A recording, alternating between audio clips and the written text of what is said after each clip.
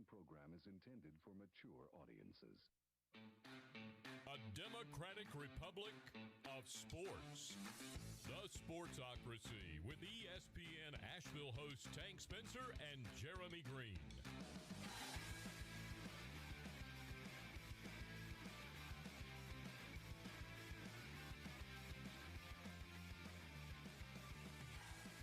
And welcome into the Sportsocracy. I'm Tank Spencer. Jeremy Greene is alongside, and we are in the Wicked Weed studio, wickedweedbrewing.com. Drink different. Yeah, you're going to have to fix whatever's going on here because I can't hear you and I can't hear myself.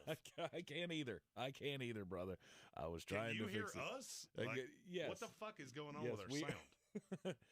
I have no idea. You're going to have to fix something because this is terrible. I'm gonna work on it here. You talk, I'll do it. It's real hard for me to talk when I can't so much as hear myself. Can anybody in the comments hear us?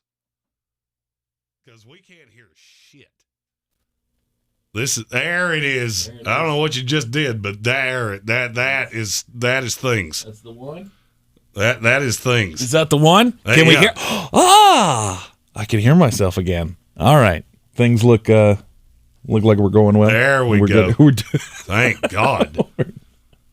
We're doing well. It is a unless you morning. got a squirrel in your pocket, there's no we. See that thing on the bottom? That's me.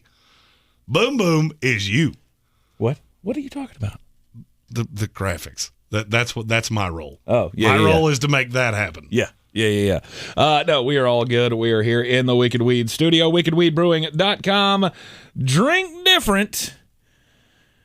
I love it when people play with the buttons. Why? Nobody should ever play with our buttons. No, they shouldn't. They shouldn't, but somehow they do. And anyway, it is a Threadbare Thursday. Welcome into the Wicked Weed studio. Welcome everybody into the chat as well. And here we go. Fire away your questions this morning. Don't forget to hit the subscribe button. Share it out with your friends as well. Invite them into the party. And, of course, as you do all the time, plug it in the comment section.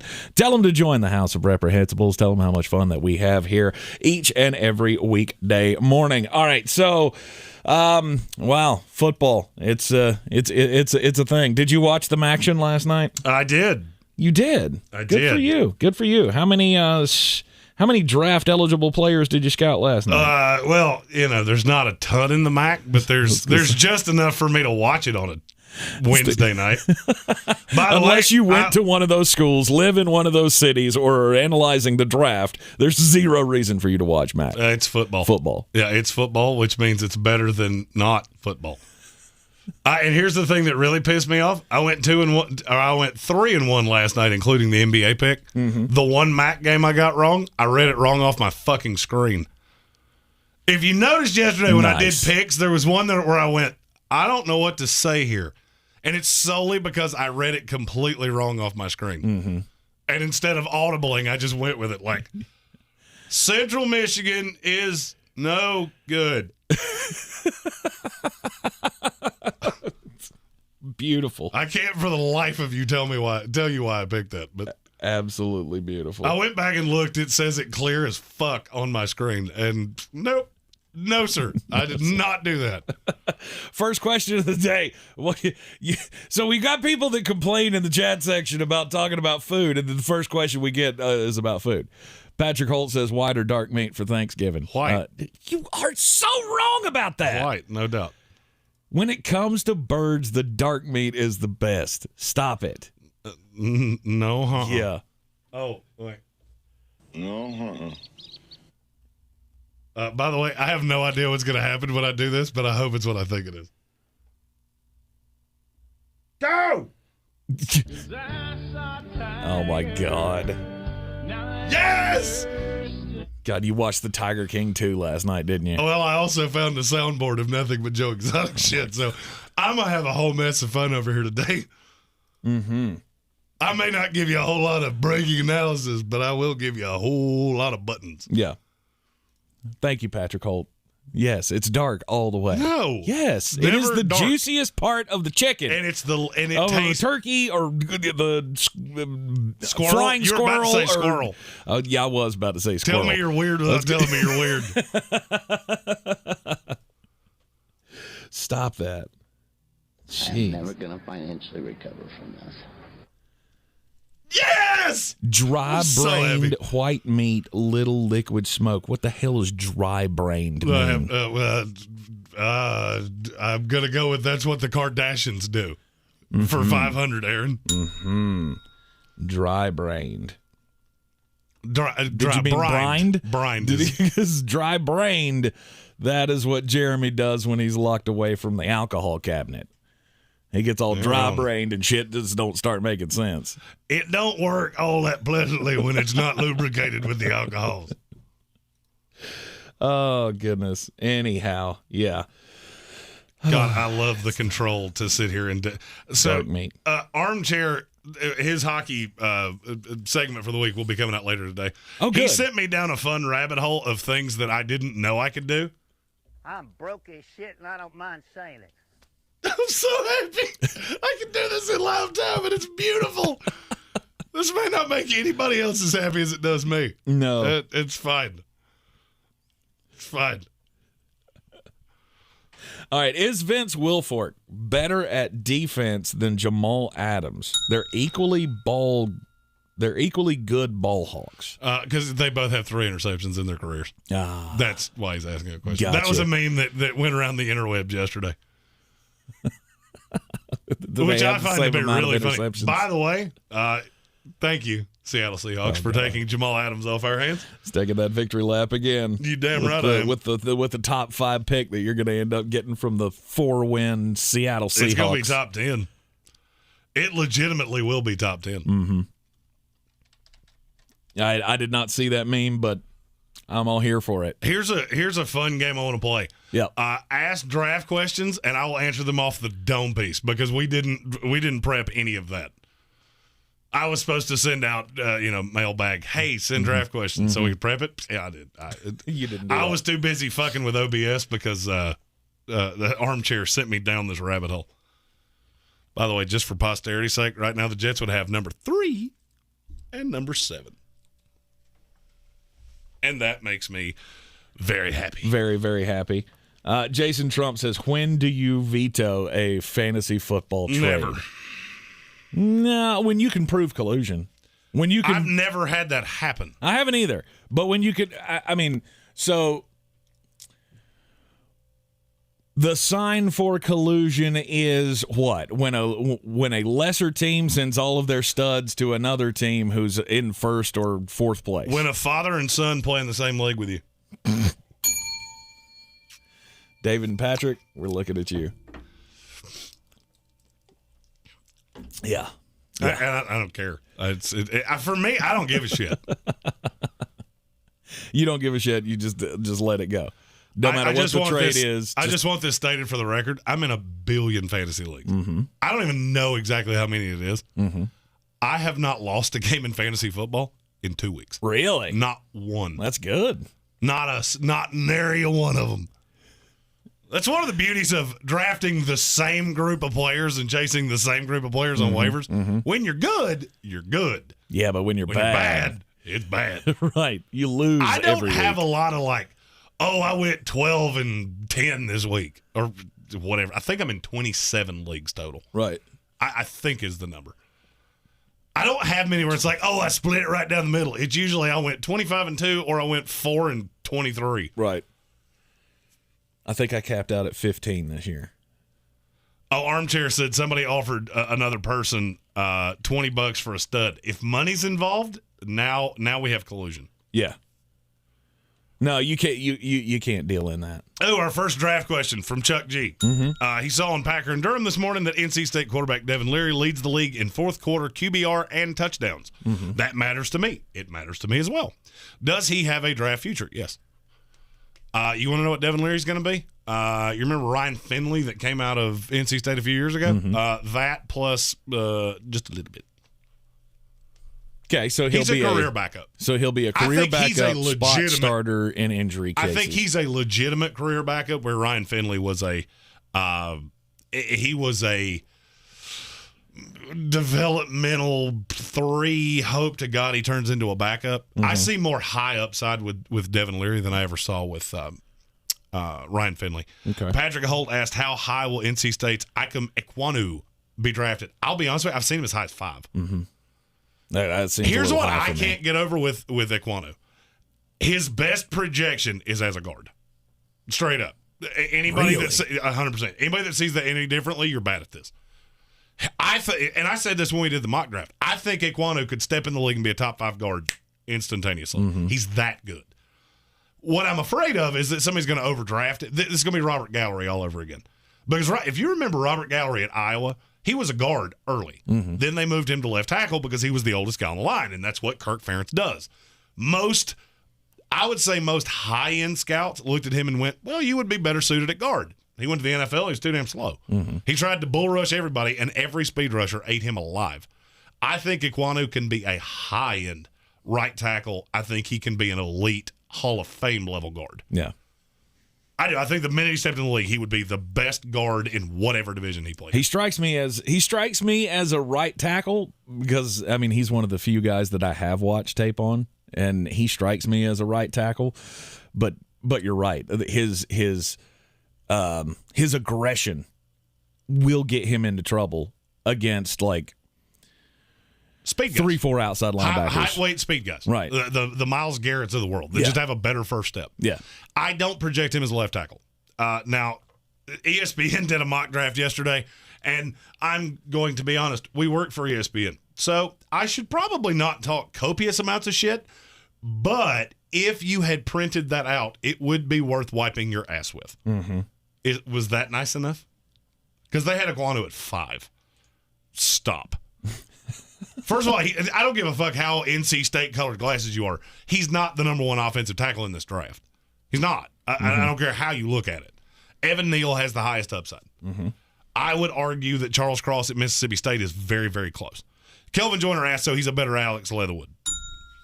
He's what Alex Leatherwood could develop into 3 years from now immediately. Okay. He's that good. Okay. There are not many interior linemen. I mean, I said that wrong. The high side of interior linemen in this draft is tremendous. Mm-hmm. Tyler Linderbaum out of Iowa, probably the highest graded center I've ever had. Kenyon Greene is a guard out of Texas A&M, one of the highest rated guards I've ever had. Yep. I actually have Ekwonu ahead of him at guard. Mm-hmm. The thing about Kenyon Greene is he could play tackle. Okay, Armchair Commentary asks, drafting in the top 3 of a dynasty draft next year, who should he target? The target, I'll tell you the one that I'm going to follow, and I already see this coming. Mm-hmm. I see the industry starting to catch up to me. Drake London. Really? Drake London's going to be that dude.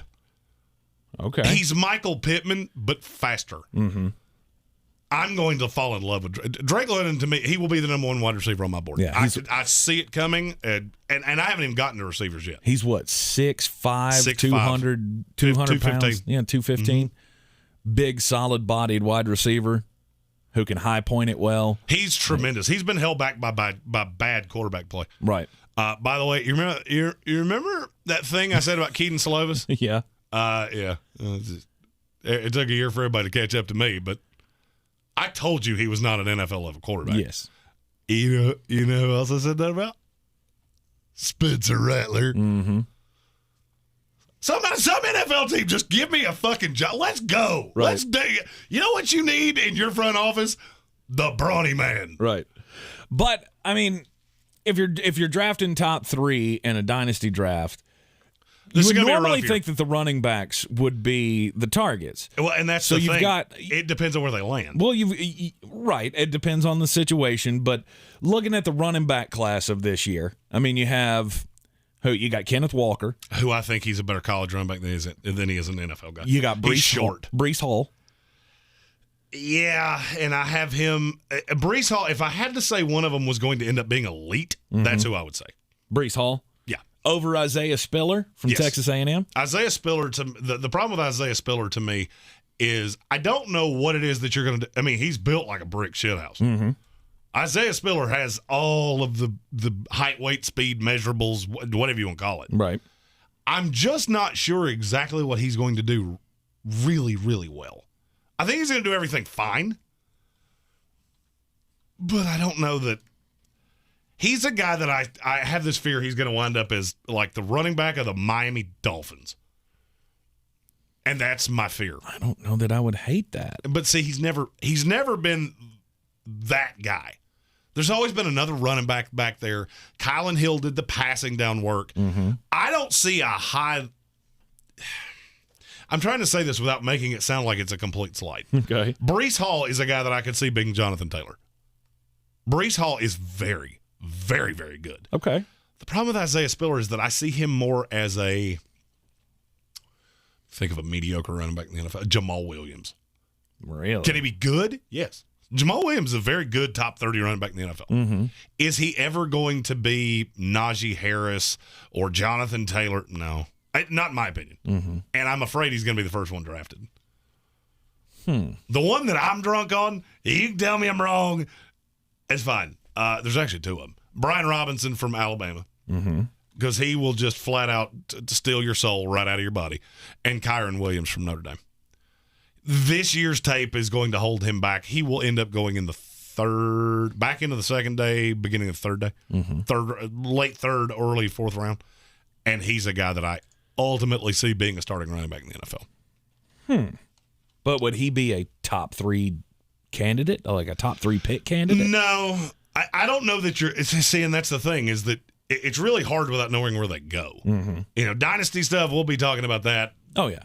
after the draft. Yeah. The question is, where do I see these guys now? And, I've got in my top 100 players, I have 5 running backs. Mm-hmm. Isaiah Spiller is up there, but Breece Hall is my 1. Mm-hmm. Kyron Williams is my 2. Brian Robinson's my 3. No. Got that wrong. Knocked the last 2 I just said down 1. Breece Hall is my 2. Then Kenneth Walker's my 5. Okay. And then from there, it gets into beauties in the eye of the beholder. I mean, there are a lot of running backs, don't get me wrong. Right. And then if you're the thing about running backs to me is, I mean, obviously there are a couple of home run hitters every year. No doubters at the top of the draft, Najee Harris, Jonathan Taylor, guys like that. But then you always have these guys that just come out of nowhere. Like James Robinson. Oh, were you looking for he came out of nowhere running back? Yeah. Give me a minute. Got to get into the server. Mm-hmm. Because invariably I'm going to say a name, and every time I do this off the dome, I'm like, fuck, I forgot a guy. I forgot a guy.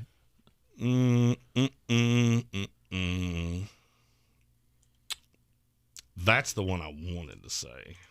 Let me make sure there's not somebody else that I'm going to that I'll get all warm and giggly about. Chris Rodriguez is really high on this list. From Kentucky. I like Chris Rodriguez a lot. Right. I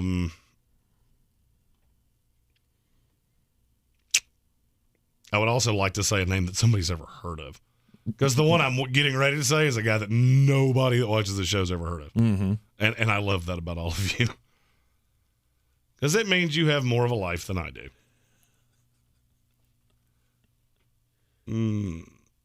Go!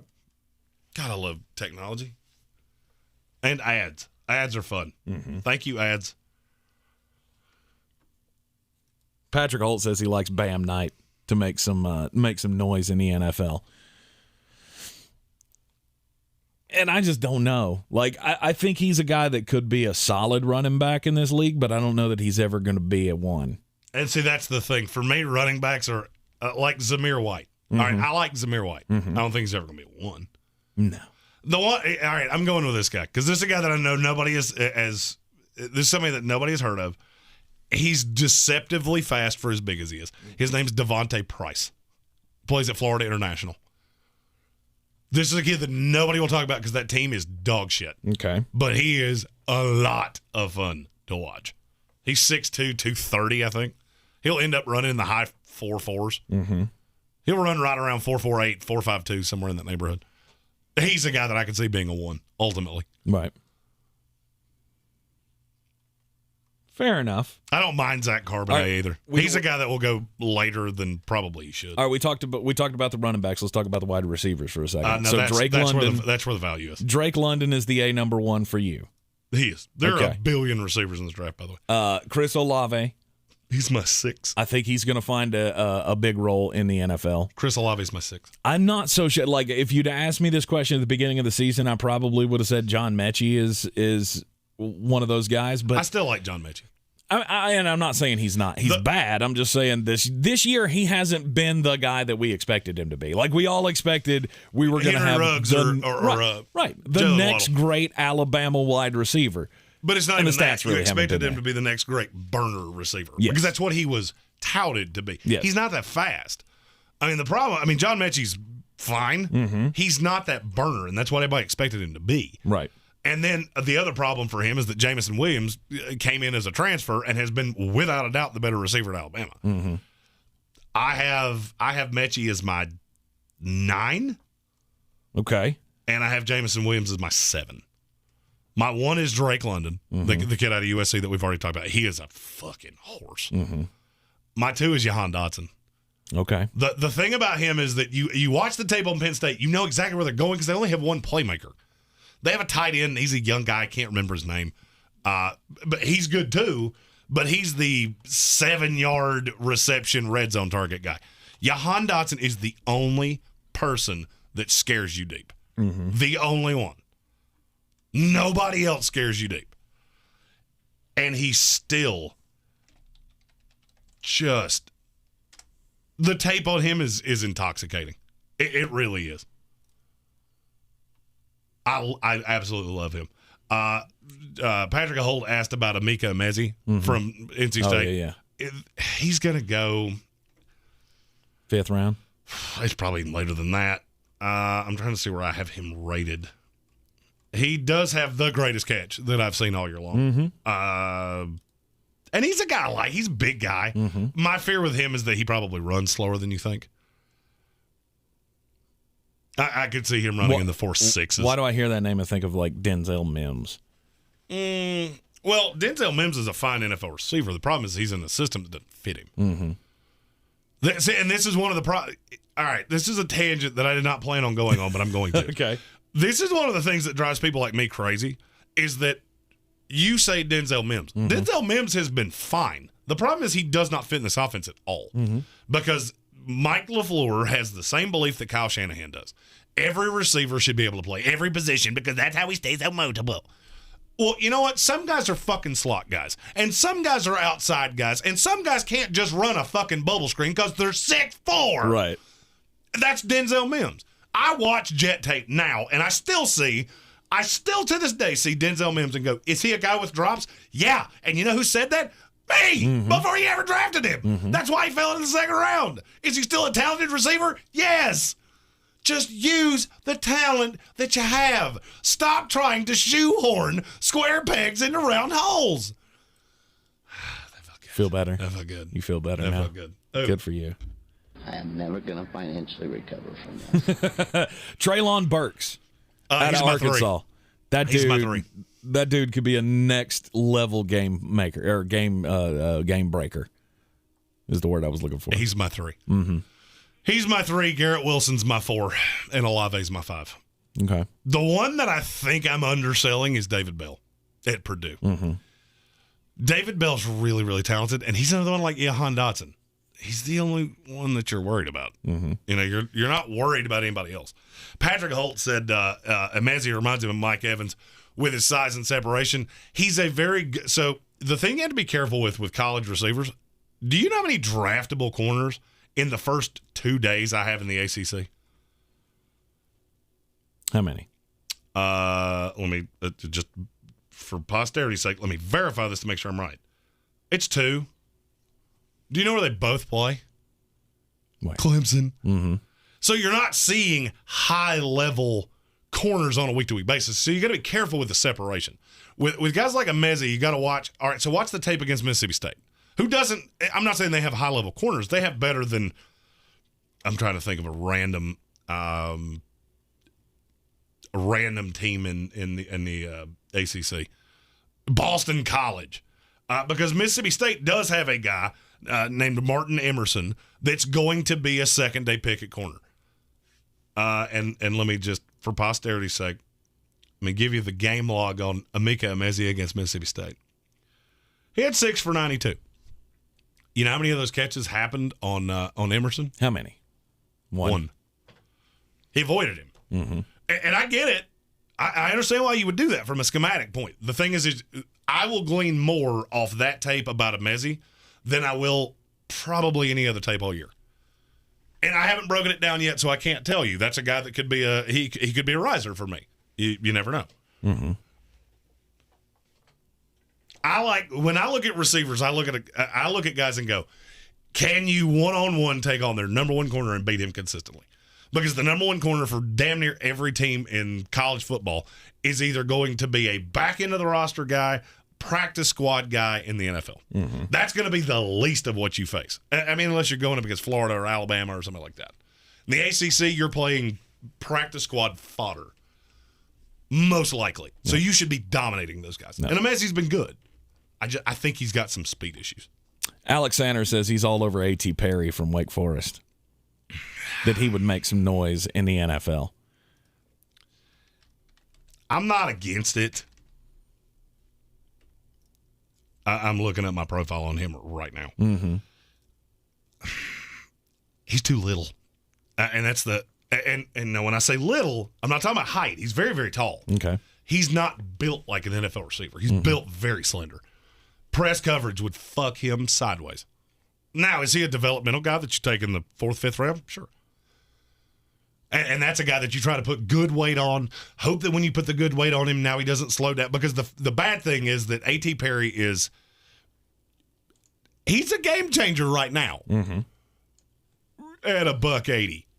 You ain't playing in the NFL at $180. Right. Sanders said he blocks really well. Yeah, in the ACC. Again, you have to be careful with that tape. Mm-hmm. And the other thing is, to play in the NFL at 6'5", he's probably going to have to put on 20 good pounds of muscle. So, I'm not against him.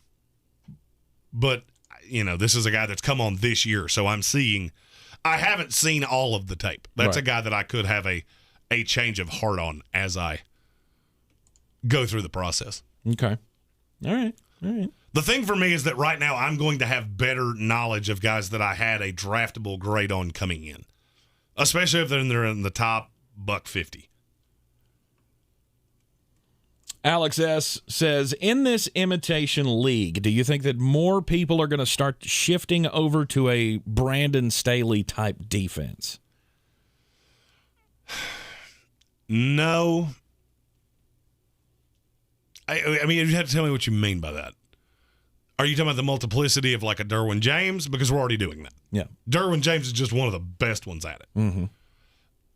I would to answer that question, I would have to know a little bit more of what you're talking about. Okay. Alex S., if you can give us a little more qualifiers there, Jeremy will be happy to answer your question. I can be of no help to you because schemes are not my thing. Schemes are my thing. I like schemes. Right. I like X's and O's. All right. Chuck G says, off topic, is there a line on the Bryson versus Brooks matchup coming up? There is, and I think it's Brooks minus. I think Brooks is a half a whole favorite. He says he sees you sneaking onto the course with an air horn waiting on the key Bryson shot. Yeah, so I can go. You jackass. Yeah, I'd 100% do that. I hate Bryson DeChambeau. Mm-hmm. I hate him. Mm-hmm. He's such a syrupy douche. When is that? Thanksgiving night. Really? Or the day, or maybe it's Black Friday. It's one or the other. I fully plan on sitting in my condo and watching that in my underwear. Just, visual. I'm a big fan of visuals. That's hot. Especially if you dye your... So, okay, here, we're going to throw it out to the crowd. Jeremy's got an idea that he wants to dye his mullet like Joe Exotic. So just blonde down the center. I told him to go ahead and do it. I said, go ahead and do it. Don't even ask your wife. Just don't even tell her you're going to do it. Because she will think you're super hot. Well, here's the thing. My wife acquiesced on a life decision yesterday, so I can't do that. And you know why she did that?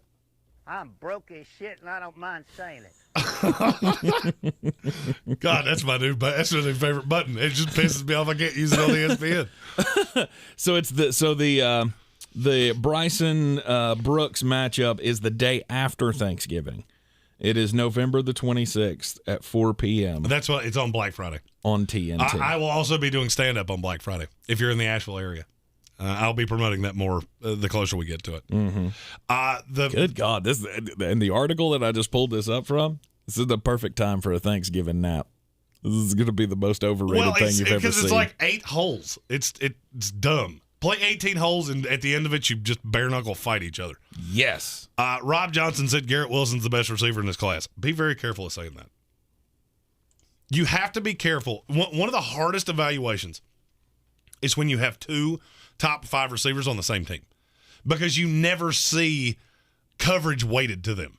Garrett Wilson's never seen coverage like Jahan Dotson gets on every single play. I'm not telling you you're wrong. I'm just telling you it's a harder evaluation than you think, because he's had Chris Olave on the other side of him forever. That makes it harder, and now you're one-on-one, and you wind up against, like I said, practice squad fodder. When I go through and break down Garrett Wilson, he could go up, he could go down. As of right now, what I've seen, just day in, day out, I've got him at 4. I can't have him above Drake London because Drake London's a freak of fucking nature. Yeah. Dotson's the only guy on his team. Alex S. defined what he was talking about, and it's vaguely what I thought he was talking about. Staley runs a 3-man front where everything is very hybrid. You got safeties and linebackers and zone on the backside and Derwin James moving around.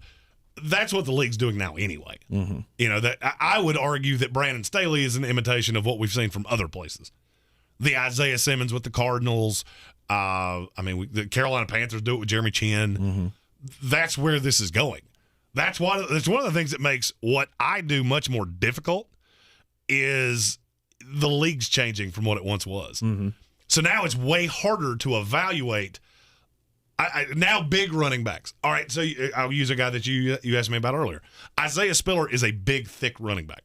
He's a guy that I wouldn't necessarily have loved 3 years ago. Now I look at him and go, you're bigger than the fucking linebackers are. That I'm a big fan of. Monitor in. We're like an AA meeting for sports. Moneer. I hope I said that correctly. Got offered Ramondre Stevenson for Darrell Williams. Don't even think about it. Nope. Darrell Williams has next to no value. Plus, he has Damian Harris, and yes, yeah, you need him. Yeah, that sounds like one of those win-win trades for everybody. Because he has Clyde Edwards-Helaire. Yes, and Clyde Edwards-Helaire is about as healthy as my partner over here, which is to say not much. Well, you're taking shots after you know my numbers now. Yeah, I do. This is bullshit. So I have to tell this story. All right, I have to. All I mean, this is what we love about this day. All right, so yesterday, the reason that we recorded the power rankings is that we have a new sponsor coming on that's basically it's a weight loss clinic that's putting us on a diet. If I had the ability to take pictures of Tank's face as this was going on, I would have 100% done it. Me, I don't care. I will eat whatever is in front of me, whether it's healthy, horrible, convenient. I want quick, fast, hurry. I don't want to have to think about things. Right. I got too much other shit going on. I'll drink milkshakes all day. I don't care. I'll drink corrugated cardboard, whatever's here. Make me not hungry. I don't care. Now, Tank, on the other hand, and the reason that I'm telling this is because one of the things that they asked is, well, when would you start the program? And I watched Tank do this Mr. Wizard formula, and I went, what the fuck were you trying to add up right there? His answer, I just bought a big bag of Oreos. I was trying to figure out how many days it would take for me to eat them. Right. Weight loss. Here we go. Now, I bought anyway. No, it was one of those things. They asked me how much weight would you like to lose? Well, I mean, to me, those are two very different questions. Like, how much weight would you like to lose? How much weight should you lose? I'm one for always tempering my expectations. And so I said, 35, 50 pounds, something like that. I think that's doable. Well, that's not how these programs work. These programs go, this is how much weight you should lose, and we're going to put this down as your target. And when they said you need to lose half your body mass, I went, that's probably not going to happen. Yeah, Tank, they asked Tank, how much would you like to lose? I don't know, like 40 or 50 pounds. How about $130? Yeah. How's that sound? How's that sound? Now, my number, they went, yeah, that's fine. You can do that. Yeah. You know the secret to these? Be tall. Because I am tall. So they're like, yeah, 225, that's fine. You can be that. You look fantastic. And they measured us at the clinic. We both lost an inch, which was bullshit. We did. Like, they measured me, and she's like, okay, I've got you at 5'9.5", and I went, oh, that's no. No. I think he was I think he was 5'6.5", because that's the one number he wouldn't let the doctor show me. That's not true at all. And then they measured him, and he was, what, 6'3"? I was at like 6'3.25". I went, I haven't been below 6'4" since I was 14. I mean, they say you do shrink as you get older, so maybe we have shrunk an inch. But the fact that we were both like pissed off that we lost an inch, we're like, okay, your calculations are wrong. It's just wrong. I looked at him. I said, I'm taking my inch back. But I'm very excited. I'm very excited about the program. We'll tell you all about it once everything kicks in. You will be seeing us shed the pounds very, very soon. One of us quicker than the other. You can deduce from that what you will. I'm too competitive to let anybody beat me. Oh, this is gonna be fun. Manir asked, "What if Darrell Williams ends up being the starter over Clyde Edwards-Helaire?" He won't.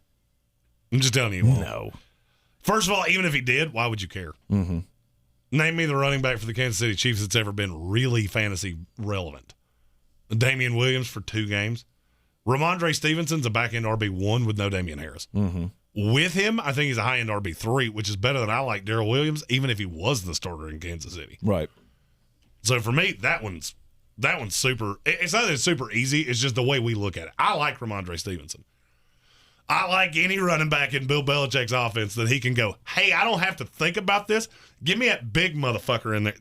I like that. Mm-hmm. There's no Rex Burkhead left to screw this up. Brandon Bolden will still do it from time to time, but not enough to shield me away from Ramondre. Dave says Priest Holmes. Yeah, you got to go back away for that. Yeah, that's when I first started doing Jamal Charles. You throw that one out there too. Yes. That also works. Michael Whiteside asked CEH or AP. AP as in Adrian Peterson? NA. Yeah. Not applicable. Yeah. Can I answer neither? That's CEH, by the way. That's what I said. No, I'm saying your choice there. Non applicable. I'm sticking with my answer. I want neither.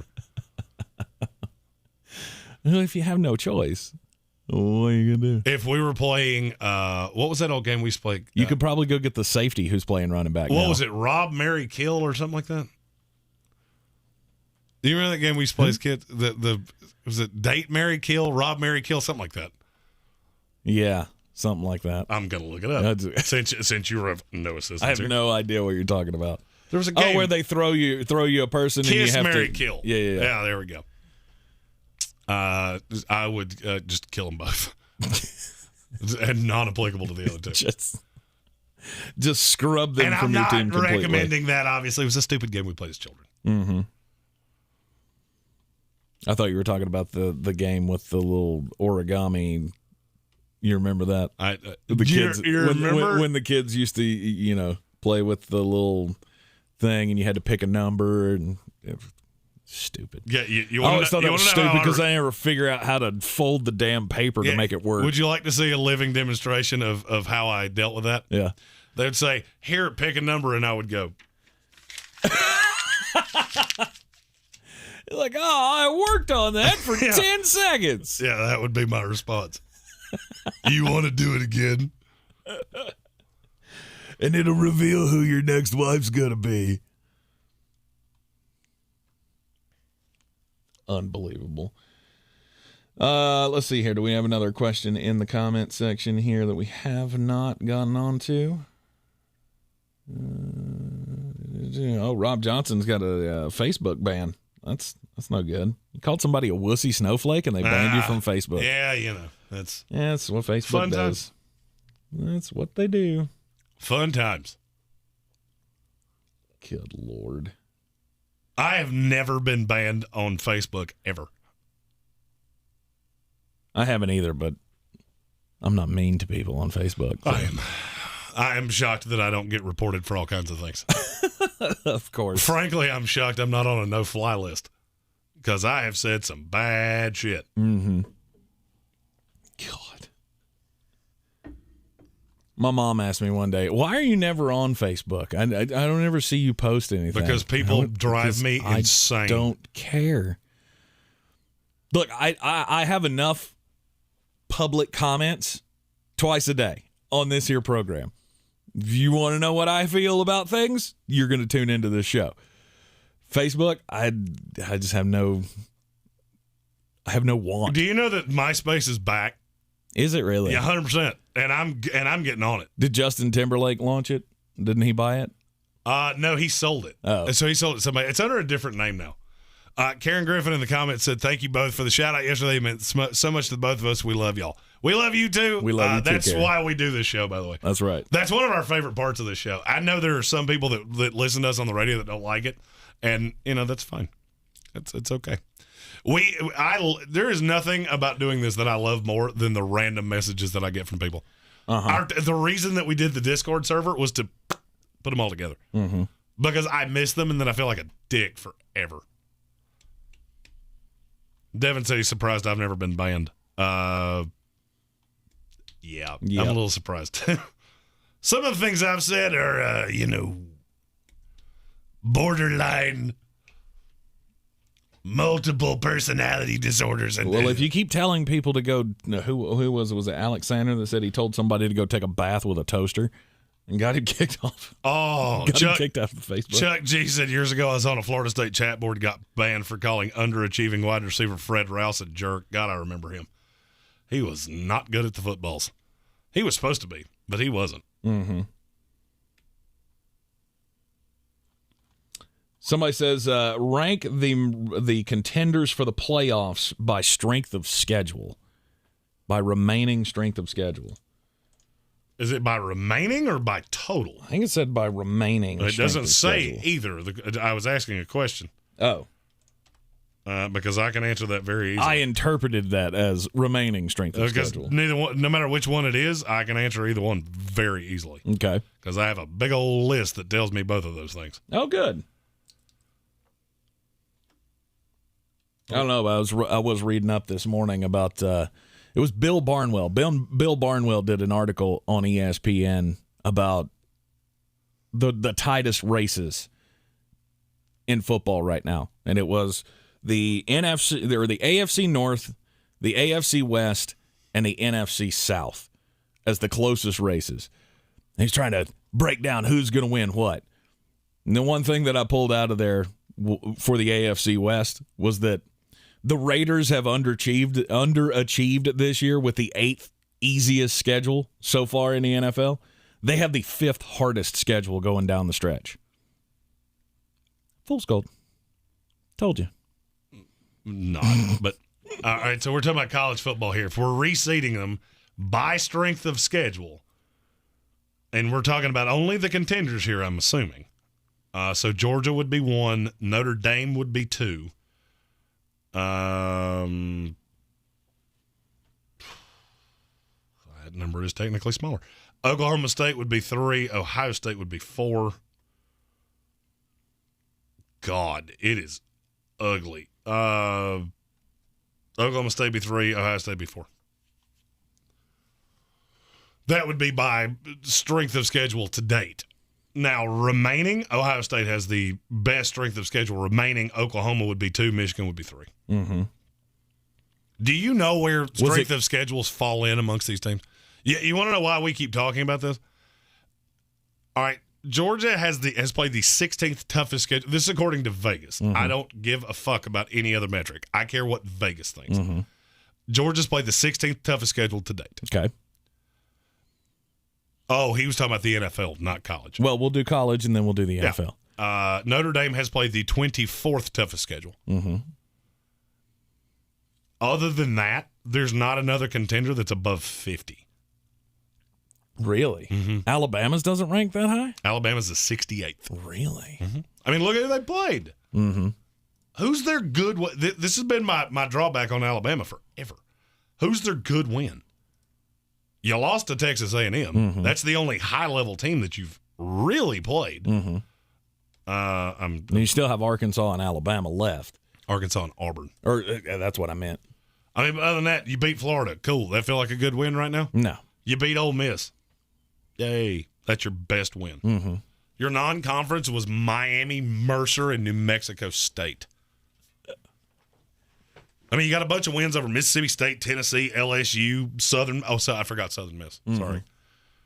And you struggle with Florida. So, I mean, if they get left out, I get it. Yeah. Sander asked, what's Wake's strength of schedule? It's not going to be a high number. I'll just go ahead and tell you. 73. Mm-hmm. Where do you think Vegas has Wake in their power ranking? Or in their rankings? 18. You're too high. 28. Damn, right on it. Yeah. You got it exactly right. The second 10 spots too high on the first try. Yep. Yeah.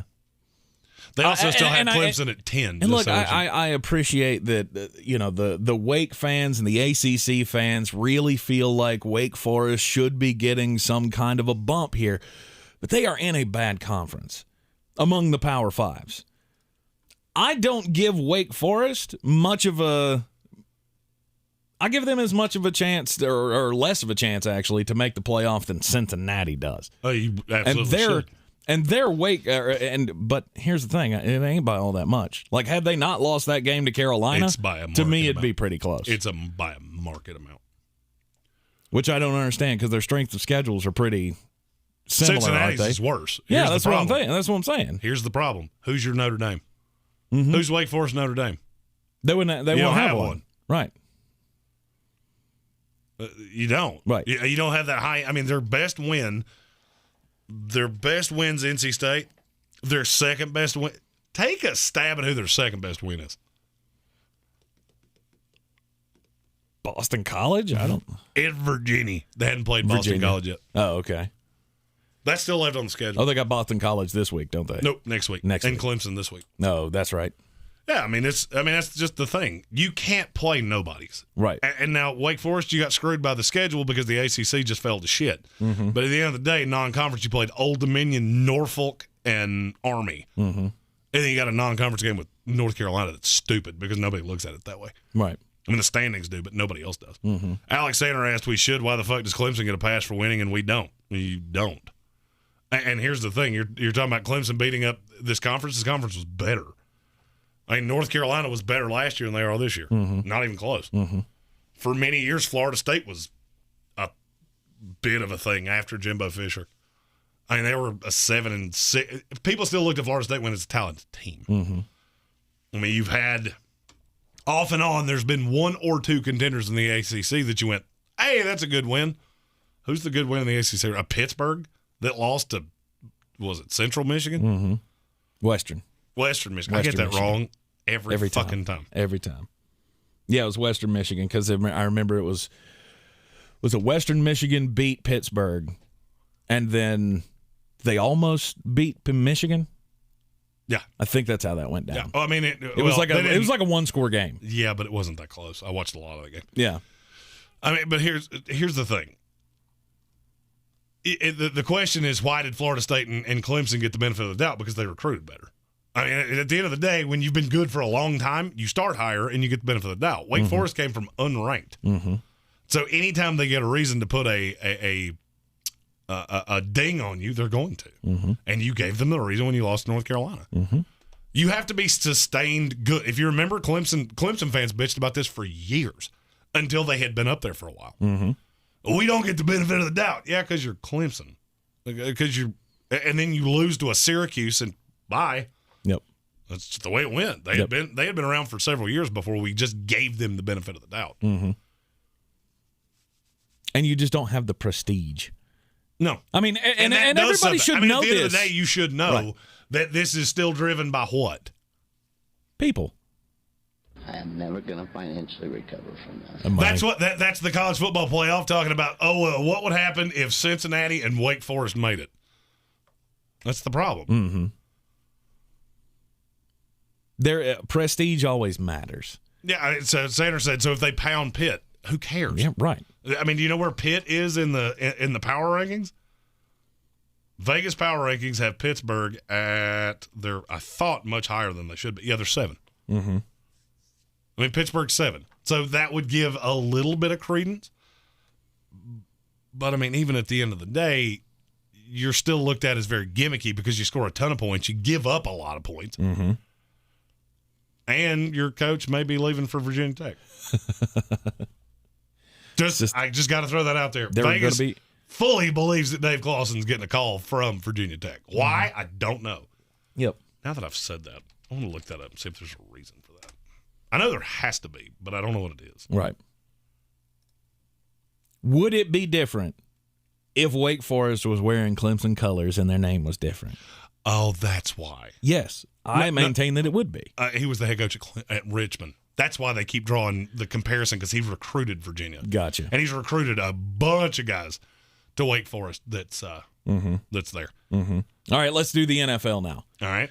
NFL Devin remaining. asked, what are our before we Okay. I just need a clarification on this. What are your thoughts on the new information that came out yesterday? You're going to have to be a little bit more specific than that. That might be the vaguest question we have ever been asked. The new information that came out yesterday. About what? I know that I found out yesterday that some people are eating 2 McRibs at the same time. That's information that I'm here for. I was trying to see if there was a comment before that would be linked to it. All right, do the NFL now. Yep. Oh, power rankings of remaining schedule. All right, so the toughest remaining schedules left are Pittsburgh, they're 1. Mm-hmm. Carolina is 2. The Baltimore Ravens are 3. The LA Rams are 4. And the New England Patriots are 5.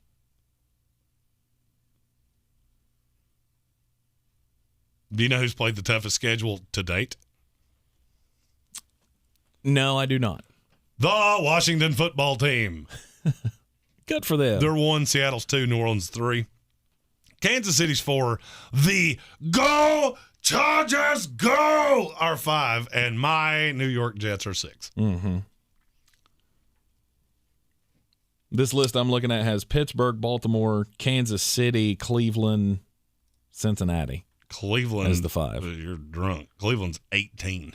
Really? Remaining schedule. Okay. I'm not drunk. Oh, the list is drunk. Right.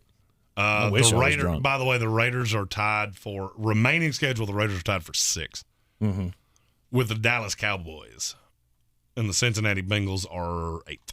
Yep. Now, here's the thing: a lot of Carolina fans were, you're talking shit about the team that. No, look at your schedule. It's brutal. Mm-hmm. Oh, he was talking about Tiger King too. Why didn't they mention in the first documentary that he was a cop at 18 and the youngest police chief in the history of Texas? No clue. I asked myself the same question. Who's he talking about? Joe Exotic. Bullshit. Joe Exotic was a cop at 19. He was the youngest police chief in the state of Texas. Mm-hmm. Which is, to me, he was also engaged to a woman, which I did not know. And she had less than ideal things to say about him. I'm sure she did. Who's surprised? I mean, they don't take that very, very kindly. Well, here's the thing. The more you find out about his life, the more you're like, how the fuck did we not know who this guy was? Like, how did some news entity at some point not go, look at this crazy sumbitch? Right. Like, I remember doing the story on election night of some guy named Joe Exotic got such and such votes for president. That was like my kicker story on election night. I had no clue who he was. I had no background information on who he was. And then I see the documentary and I went, oh, that guy. That was the guy that I reported on election night. He also drove a Trans Am with a light bar. That was his cop car. It was a Trans Am with a blue and green light bar.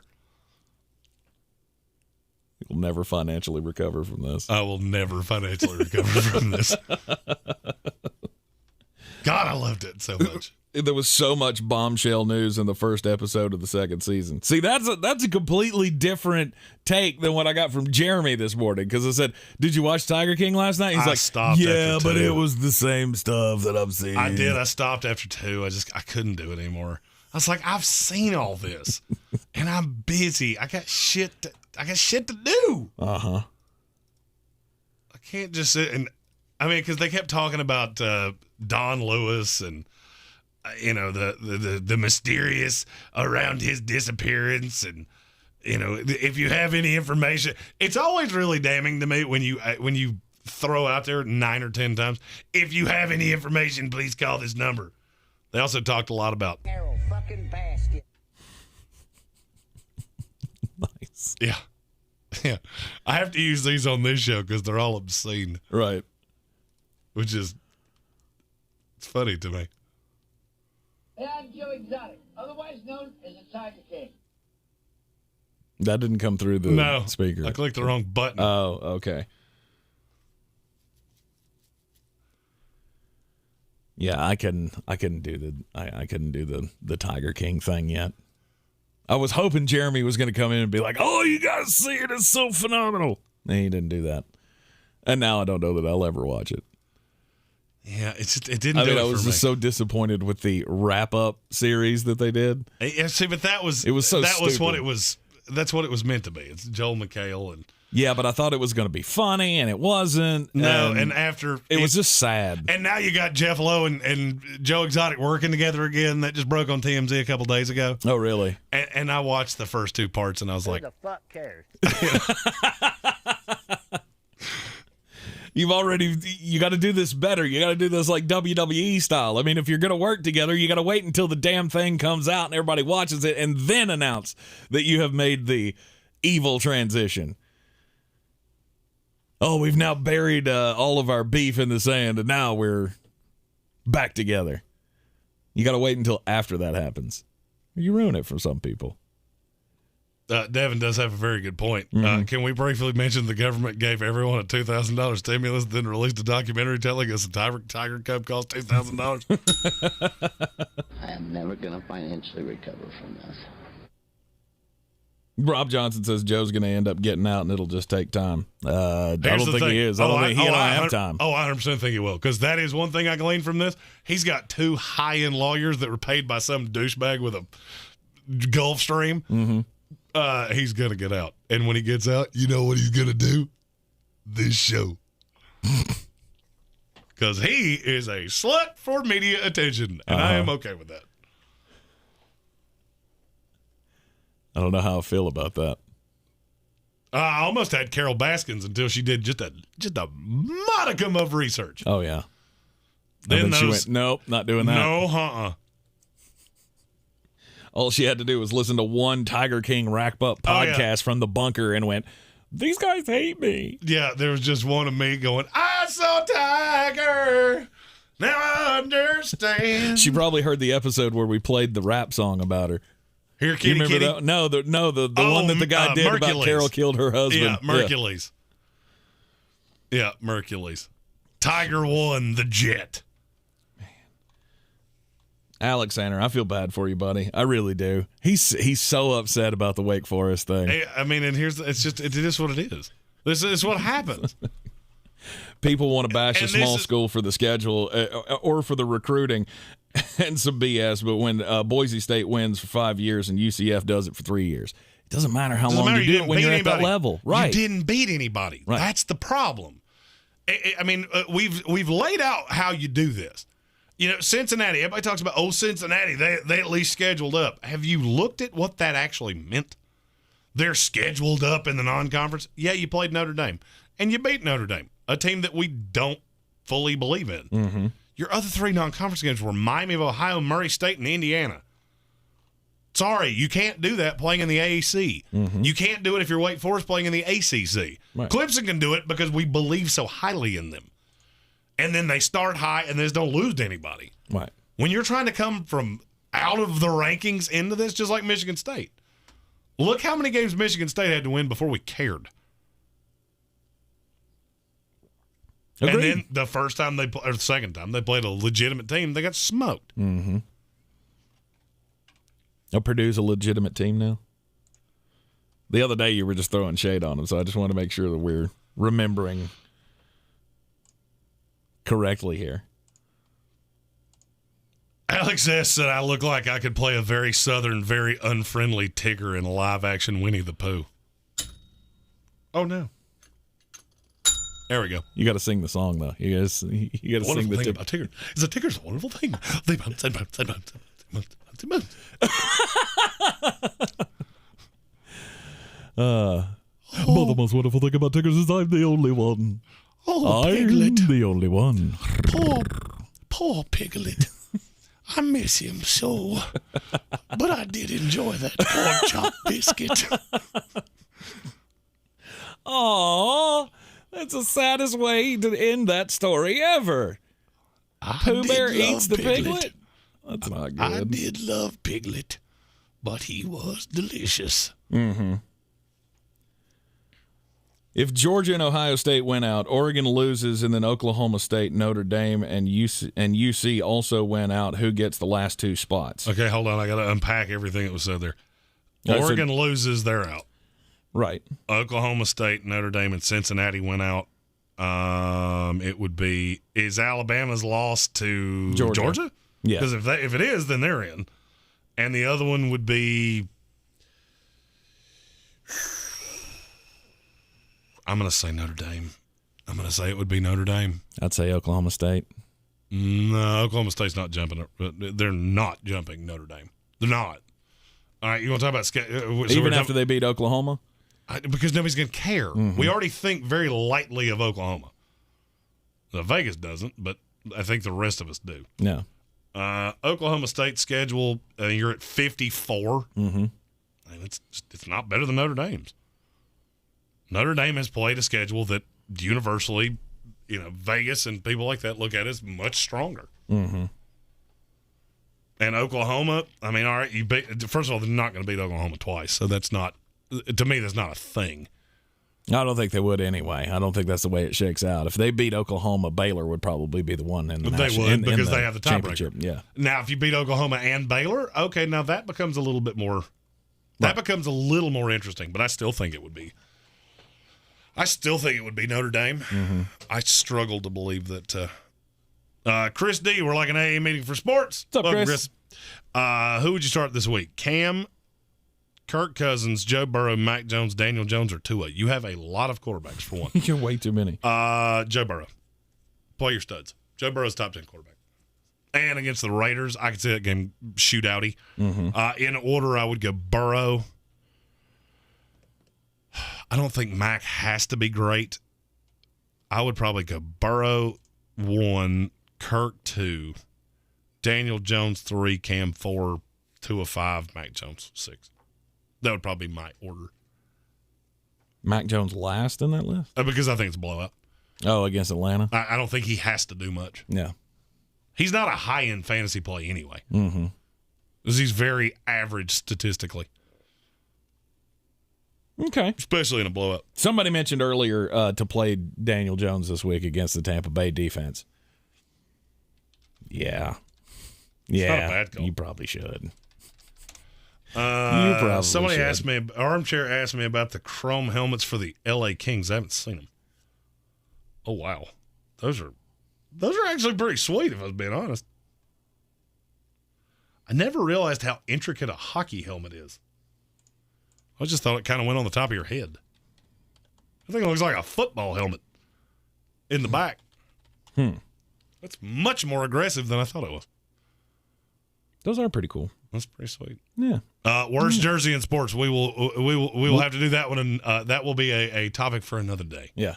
Because that is a much more intricate conversation. It is. And Tank's answer is stupid, and it's going to make me angry. And frankly, I have too much stuff to do. It's the Miami Heat City jerseys, and it's not close. You're talking about the ransom ones. No. The Vice City jerseys from last year. You shut your dirty They're whore mouth. the worst. You shut your dirty whore mouth. He's so in love with those, and he blames me 100%. he blames me for them not being their city jerseys this year. No, they went from awful to a little better, but still god awful with the ransom note jerseys. Hold on. Yeah. I got one for that if my computer will go. Just since you mentioned those Vice City jerseys that I've long said that you're not even allowed to talk about with the slander that you put on them. The disrespect around this place is ending today. We shall see. And we will be with you this afternoon at 3 o'clock. Of course, back here on YouTube. We'll be on ESPN Asheville on the terrestrial signal. If you, for some reason, cannot stream the video or don't want to stream it while you're driving, you can hear us on the iHeartRadio app. Yeah, we can't recommend that you do crimes and stream while you're driving. Yep. Here's the thing. Maybe just pull off the side of the road. Yeah. Maybe just do some stuff. ESPN Asheville, 92.9 FM, 880 AM and 1400. The Sportsocracy is live every afternoon at 3 o'clock.